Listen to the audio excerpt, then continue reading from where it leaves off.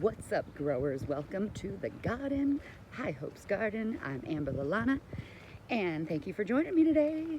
So we're just going to do a little garden update because I realized that I actually haven't done one at all.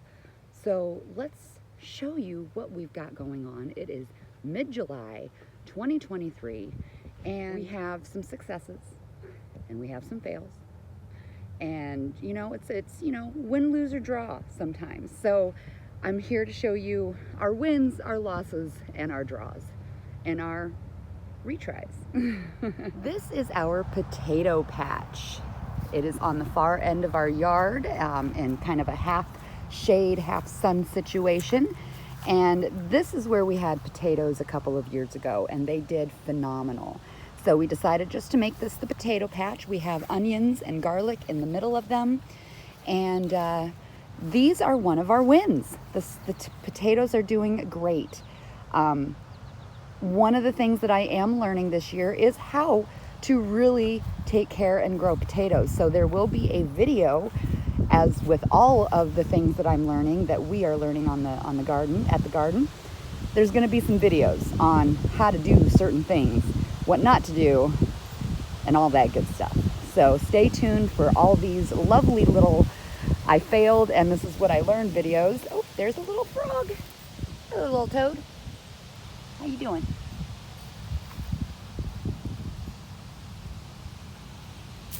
Oh, there you go. See you later, dude. So yes, we are going to be doing a future video on how best to grow, harvest, and take care of potatoes. Here we have our trellis area. We built this a couple of years ago. It's got a little indentation here from the snow last year. This is not the cattle panels. This is just kind of a regular fencing. So it's not as tough as you should probably use in your garden if you're going to be doing some trellising. This is just fencing for cages that we had and decided to use. And we're all about the budget here at High Hopes Garden, and we had these here. We're going to use them. I would absolutely suggest cattle panel. It is tougher, and you won't be getting all these little warped areas like this. So yeah, there's that. But this is our trellised area. We'll probably make this a bit better in the coming years. This is just kind of a real quick thing that we put together and decided to use again this year. And we'll probably keep it here. So real quick, I'll try to get through this trellis as painlessly as possible. We've got several transplants, several new seeds along the middle here that were planted just probably a couple weeks ago. We've got this entire line right here, which was planted mid-June. These are some random tomatoes that I decided to transplant here as well. And then this side, all the way down, which is a little bit bigger, vegetables that were planted June 1st. So we have a lot of succession planting going on in this trellis because we just weren't sure exactly what was going to pop up, what was going to grow great, and what wasn't. So we did a lot of different timings of things here. So let's go through this. We have some mini pumpkins right here. These were planted June 1st and they're just starting to come up for us. We have some transplanted yellow pear tomatoes right here. They're doing okay. All of our transplants are struggling a little bit, but they're doing all right. Over here we have the original transplanted tomatoes that were in a compost bin, and they decided to come up in a cluster, and I decided to save them, and we're going to see how these go. These are doing absolutely fabulous, actually. And then moving on over here, we have some pickling cucumbers that we planted. These were planted probably, I want to say about June 20th. That's probably about when this, June 15th to June 20th is when this entire row was planted here. Okay, I have some Sun King broccoli. This is one of our fails, guys. So far, our broccoli, my brassica, let's just put it into the whole thing of brassica. I have one lonely little guy coming up right here. It looks like the caterpillars really like him, so we'll see how that comes up. I'm just, brassica so far has just been an issue. It has been an absolute fail for me, except for just a few things. unfortunately. We have some tomatillos over here. These are green tomatillos. These are doing wonderful over here. A lot of these were planted by seed. These 3 right here, because they're so much bigger, were actually transplanted. They were started in a flat and transplanted out here, and then the rest of these are by seed, planted June 1st. Now, I have to say, same with over here. This is another row of tomatillos, and these were all also planted June 1st. Tomatillos take a while, okay? Tomatillos take a while to come up. Tomatillos take a while to even be ready to harvest. So these are gonna basically be growing until the very last, essentially. This is gonna be the last thing I probably harvest in this garden. Okay, down here we have some yellow squash, and we actually have some more yellow squash here. Again, these are 2 weeks apart planted, so that's June 1st. This is like middle of June, okay? We've got another random red cherry tomato that we transplanted right there. A couple of ferns coming too. And over here we have our lemon cucumber. I only had a few seeds left of this, and I was really hoping for the best here, and it looks like we've got some wins. Not totally though. We've got a few coming up, so I'm treating those like yellow gold. Over here we have more broccoli, Desico broccoli. This is seeds that I just put in a few weeks ago. We do have some sprouts coming. There are some. So I'm happy to see that we did get a few sprouts, but you know, they got a long way to go. So that's all right. But you know what? We got a few wins there. Thank you, broccoli. On this side, we have regular zucchini over here and over here. This zucchini actually has caught up. This again, 2 weeks apart in planting. So caught up a little bit. Another row of tomatoes that were transplanted. These are, what are these? These are steak sandwich tomatoes that we transplanted here from another area in the garden. Things are struggling with the transplant, but they'll be all right. And then last but not least in our trellis area, this is my garden candy. These over here and over here, in case you're not knowing by the look of them, are sugar snap peas. One of my favorite things to have in the garden because they are my garden snack. Here is a raspberry bush that we planted a few years ago that's finally doing great. We're excited to get some berries out of this pretty soon.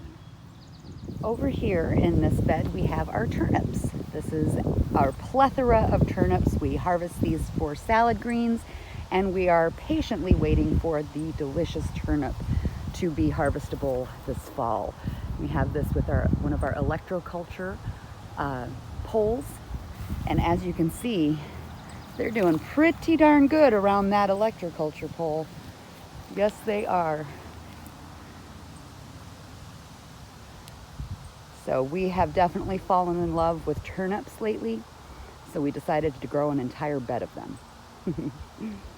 These are a win-win. Here in this patch, this was kind of a win, a lose, and a draw. So let's historically go these 2 little patches right here. We had lots of planting going on, lots of high hopes in these beds, and they did not pan out.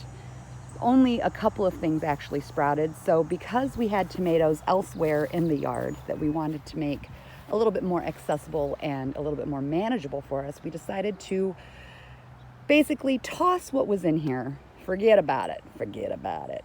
Nothing was coming up anyway, and so we transplanted all of the tomatoes that we have going on. And boy, I tell you what, we have tomatoes going this year. We have probably about 7 different types. I have black Krim in here. I have Wisconsin 55 in here, and I have Cherokee purple in here, all tomatoes. I do have a couple of cabbages that I was able to transplant from another spot in the yard to make sure that they were healthy enough to live, and that is some fairy round Dutch. There's 2 of them, okay? And then I also have over here an all-season cabbage that came out. So we'll see how those go.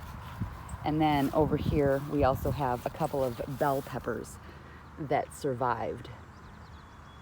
So we do have some great winds coming in with our tomatoes, and I cannot wait for this to be full of goodness. Another thing that I'm learning this year, which is basically everything, is how to really take care of tomatoes, how to really trim them up, prune them up, and trellis them up if need be.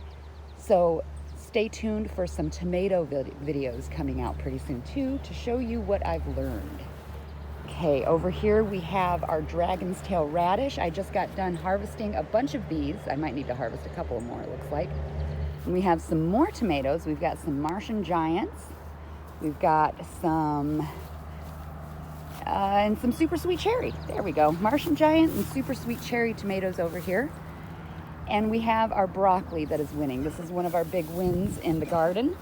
So very happy for our 2 winning broccolis right here. Yay! Another of our big wins is our red cabbage. We've got 4 big, beautiful red cabbage that survived the transition from inside to outside this year. One of the fails this year we had was our Hugo culture mound. We just didn't quite set it up right, so the only thing that really took here was our red cabbage. But we're very happy about it. We're gonna redo the mound and make it glorious for next year.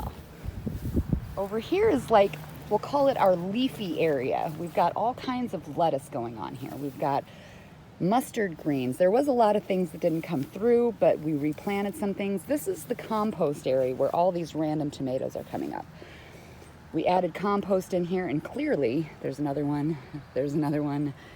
Clearly we had some tomato seeds in here, but that's okay. We love tomatoes here. We've got some Swiss chard that I am letting go to seed so that I can harvest these seeds for next year to plant. We've got some gigantic, have you ever seen a spring onion, a green onion this big? Look at the size of these, you guys. Look at the size of this freaking onion. So we've got a massive amount of green or spring onions over here, which is, it's really kind of comical. This was a huge win. You know, win, lose, or draw. We definitely got some wins. We got some loses. That makes sense. We got some losses and we got some draws. I would say this bed is a big win. We also have some Swiss chard right here. Gonna get ready to harvest some of those leaves. We also have some arugula because we absolutely love salads. So the more lettuce we have, the better we are. And then we also have some regular butter lettuce here. And last but not least, for the veggies, we are looking at our strawberry patch. This is coming in actually splendidly. These, basically all of these right here, we transplanted.